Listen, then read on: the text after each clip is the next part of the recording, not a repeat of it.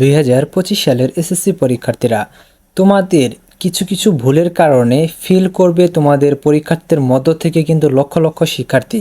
তো তোমাদের পরীক্ষার্থীর সংখ্যা কিন্তু 19 লক্ষ। তো সেখানে দেখা যাবে যে 4-5 লক্ষ শিক্ষার্থী বা 3-4 লক্ষ শিক্ষার্থী কিন্তু কিছু নির্দিষ্ট ভুলের কারণে কিন্তু তাদের রেজাল্টটা ফেল চলে আসবে।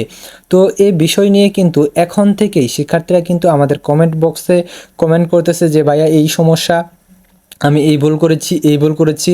প্রত্যেক বছর শিক্ষার্থীরা যে ভুলগুলা করে থাকে বা যে ভুলগুলার কারণে তাদের রেজাল্টে বেশি পরিমাণে ফেল এসে থাকে, সেগুলার কিন্তু কমেন্টে বারবার কিন্তু চলে আসতেছে। তো তোমরা বারবার কমেন্ট করে জানাচ্ছ যে একই ধরনের সমস্যাগুলা বেশিরভাগ শিক্ষার্থীরা তোমরা করেছ। তো তোমাদের কি কি ভুলের কারণে তোমাদের ফেল চলে আসবে বা লক্ষ লক্ষ শিক্ষার্থী ফেল করবে কি ভুলের কারণে, যদিও তারা পাশ করার যোগ্য বা তাদের খাতা দেখলে ক্লিয়ারলি দেখলে তারা পাশ করবে, তারপরও তাদের ফেল চলে আসবে। বিষয়টি তোমাদের স্পষ্ট করে বুঝিয়ে বলছি। তো তোমরা এই ভুল করেছো কিনা অবশ্যই আজকের এই ভিডিও থেকে তোমরা জানতে পারবা। কাজেই তোমরা অবশ্যই প্রথম থেকে শেষ পর্যন্ত দেখো এবং তোমাদের এই ভুল হলে কি করণীয় বা কি করতে হবে বা কিভাবে তোমরা রেজাল্ট পাস করিয়ে নিতে পারবা সেই বিষয়টিও আজকের এই ভিডিওতে উপস্থাপন করব। তো তোমরা যারা ভিডিওটি দেখতেছো অবশ্যই প্রথম থেকে শেষ পর্যন্ত দেখবা, কোনো অংশ স্কিপ না করে।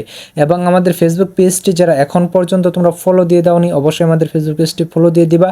এবং তোমাদের কোনো প্রশ্ন থাকলে তোমরা অবশ্যই ফেসবুক পেজে SMS করে জিজ্ঞেস করবা, ইনশাআল্লাহ আমি উত্তর দেওয়ার চেষ্টা করব। তো যাই হোক, তোমরা যারা শিক্ষার্থীরা রয়েছ, তো তোমাদের যে ভিডিওটি তোমরা যে দেখতেছ এটার প্রথম কমেন্টে কিন্তু আমাদের ফেসবুক পেজের লিঙ্কটা কিন্তু দেওয়া থাকবে। তোমরা অবশ্যই সেখানে কিন্তু ফলো করে দিবা এবং তোমরা প্রশ্ন থাকলে জিজ্ঞেস করবা। তো যাই হোক, আমরা মূল বিষয়ে চলে আসি।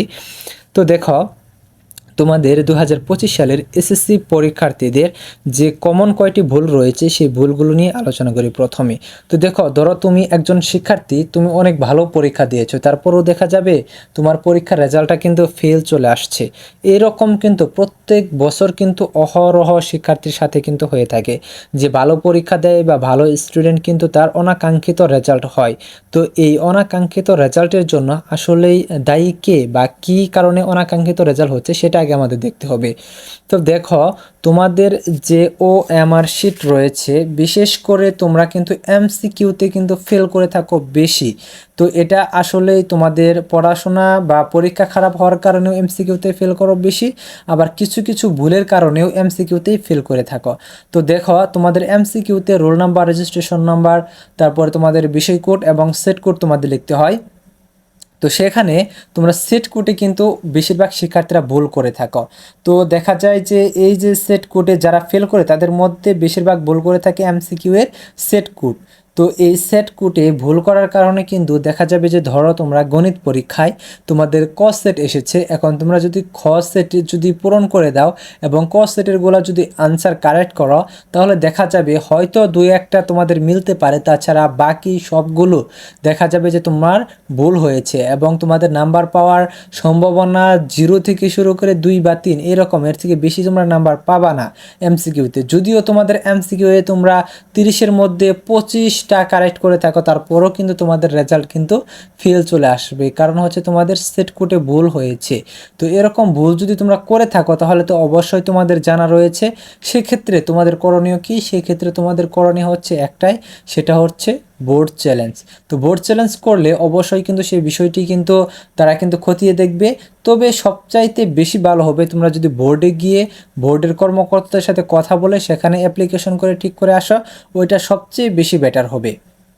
তো যাই হোক, তারপরে তোমাদের আরও কিছু ভুলের কথা বলি। তোমাদের রোল নাম্বার, রেজিস্ট্রেশন নাম্বার। তো তোমাদের রোল নাম্বার, রেজিস্ট্রেশন নাম্বারের যে ভুলটা সেটা হচ্ছে যে তোমরা অনেকেই উপরে যে বক্স রয়েছে সেখানে তোমরা সঠিক নাম্বারটা লিখো না বা ভুল লিখে ফেলো, আবার বৃত্ত ভরাটে অনেকে ভুল লিখে ফেলো। তো তোমরা যদি দুইটার মধ্যে একটা যদি সঠিক লিখে থাকো তাহলে কিন্তু তোমাদের টেনশন করার কোনো কারণ নেই, তাহলে তোমাদের রেজাল্ট চলে আসবে, তোমাদের খাতায় কোনো প্রবলেম হবে না। আর যদি তোমরা এরকম ভুল করে থাকো যে তোমাদের দুইটার মধ্যে তোমরা দুইটাই ভুল করেছো, অর্থাৎ তোমরা বৃত্ত ভরাটেও ভুল করেছ, পাশাপাশি উপরে যে তোমাদের বক্স রয়েছে সেই বক্সেও তোমরা ভুল করেছ, তাহলে সেক্ষেত্রে কিন্তু তোমাদের রেজাল্টটা কিন্তু ফেল চলে আসবে। আর এক্ষেত্রে তোমাদের করণীয় হচ্ছে বোর্ড চ্যালেঞ্জ। তো বোর্ড চ্যালেঞ্জের মাধ্যমে তোমরা এগুলা কিন্তু ঠিক করে নিতে পারবা এবং তোমাদের যদি ফেল আসে তাহলে সেখানে কিন্তু তোমাদের রেজাল্ট কিন্তু পরিবর্তন হয়ে পাস চলে আসবে। কারণ তোমরা শিক্ষার্থীরা যারা পরীক্ষা দিয়েছো তারা তো জানো যে তোমরা আসলে কেমন পরীক্ষা দিয়েছো। ধরো তুমি গণিতে পাস করবা 100% শিওর তুমি, কিন্তু তারপরও ফেল চলে আসছে, তাহলে সেখানে তো ভুলের কারণে অবশ্যই ফেল চলে আসছে। সেজন্য তোমাকে অবশ্যই বোর্ড চ্যালেঞ্জ করতে হবে এবং বোর্ড চ্যালেঞ্জের মাধ্যমে তুমি রেজাল্টটা কিন্তু সঠিক রেজাল্টটা ফিরিয়ে আনতে পারবা। আবার দেখো তোমাদের মাঝে বর্তমানে কিন্তু একাধিক প্রতারক চক্র কিন্তু এখনই কিন্তু সজাগ হয়ে তারা উঠে পড়ে লেগেছে, তোমাদের বিভ্রান্ত করছে। তো তোমাদের কাছে টাকা চাওয়া হচ্ছে যে তোমাদের যে সাবজেক্টে পরীক্ষা খারাপ হয়েছে সেই সাবজেক্টে তোমাদের ফেল আসবে না, তোমাদের পাশ করিয়ে দিবে। তো শিক্ষা বোর্ডে তাদের লোক রয়েছে বা সে নিজেই শিক্ষা বোর্ডে চাকরি করে, এরকম কিন্তু তোমাদের এমন কিছু প্রুফ দেখাবে যে তারা প্রত্যেক বছর রেজাল্ট পরিবর্তন করেছে, টাকা নিয়েছে, শিক্ষার্থীরা তাদেরকে ধন্যবাদ দিয়েছে, মানে এরকম নানা ধরনের প্রমাণ তোমাদের দেখাবে যাতে তোমরা বিশ্বাস করে ফেলবা যে আসলে এটা করা সম্ভব। তারপর তোমাদের যখন রেজাল্ট দিবে, রেজাল্টের পর যারা ফেল করবে তাদের নিয়েও কিন্তু এই প্রতারক চক্র কিন্তু অনেক টাকা হাতিয়ে নিয়ে থাকে। তো গত বছর এইচএসসি পরীক্ষার্থীদের টাকা কিন্তু এভাবে হাতিয়ে নিয়েছে এবং অনেক শিক্ষার্থী কিন্তু পরবর্তীতে আমাকে জানিয়েছে। তো যাই হোক, তোমরা যারা শিক্ষার্থীরা রয়েছ, তোমরা যারা আমাদের চ্যানেলের সাথে কানেক্টেড রয়েছ, তোমাদেরকে বারবার সতর্ক করে দিচ্ছি তোমরা অবশ্যই ওই সকল প্রতারক চক্র থেকে দূরে থাকবা। কারণ বোর্ড চ্যালেঞ্জ ব্যতীত অন্য কোনোভাবে তোমাদের রেজাল্ট পরিবর্তন করা সম্ভব না।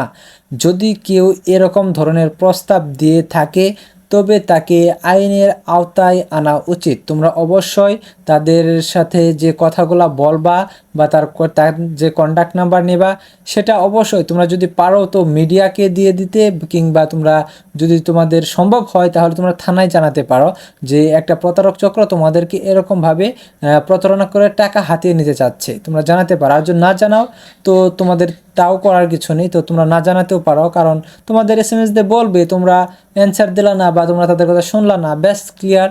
তবে হ্যাঁ, এরকম ধরনের অপরাধীদের শাস্তি হওয়া দরকার, সেই উদ্দেশ্যে বললাম যে তোমরা মিডিয়া অথবা তোমরা থানায় যদি জানানো সম্ভব হয় তো জানাতে পারো।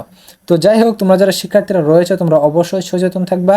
সামনে যে তোমাদের পরীক্ষাগুলো রয়েছে অবশ্যই পরীক্ষাগুলো ভালোভাবে দেবা এবং তোমাদের প্র্যাকটিক্যাল পরীক্ষায় তোমাদের যত ধরনের সহযোগিতা প্রয়োজন, তোমাদের যখন যা প্রয়োজন A to Z কিন্তু আমাদের চ্যানেল থেকেই পেয়ে যাবা। পাশাপাশি তোমাদের পরীক্ষার রেজাল্টের পর কলেজে ভর্তির সময় কখন কি প্রয়োজন হবে সমস্ত কিছু তোমরা আমাদের চ্যানেল থেকেই পেয়ে যাবা। কাজেই আমাদের চ্যানেলটি সাবস্ক্রাইব করে রাখো এবং পাশে থাকা বেল আইকনটি বাজিয়ে দাও যাতে নতুন ভিডিও আপলোড করার সাথে সাথেই সেটি তোমাদের নোটিফিকেশনে চলে যায় আর তোমরা সাথে সাথে দেখে নিতে পারো। ধন্যবাদ সকলকে পুরো ভিডিওটি দেখার জন্য। আজকের এই ভিডিও এ পর্যন্তই।